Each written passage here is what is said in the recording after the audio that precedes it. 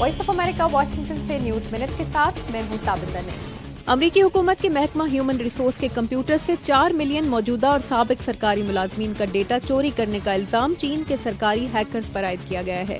अमरीकी महकमा homeland security के मुताबिक FBI वाक़े की तहकीकात कर रही है। चीनी वजारत खारजा ने इल्जामात को मुस्तरद किया है और कहा है कि अमरीका को गैर मुसद्दिका इल्जाम तराशी नहीं करनी चाहिए। चीन में पीर को तूफान में घिरकर डूब जाने वाले तफरीही बहरी जहाज को क्रेनों की मदद से यानसी दरिया से निकाल लिया गया है।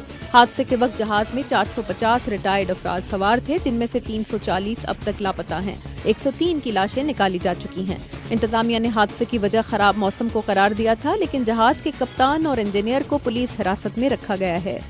नाइजीरिया के शहर योला में 2 खुदकुश धमाकों में 31 अफराद हलाक हो गए हैं, जिनमें से 2 के बारे में ख्याल है कि वो खुदकुश बमबार हैं। इंतजामिया ने हादसे की जिम्मेदारी बोको हराम पर आयद की है।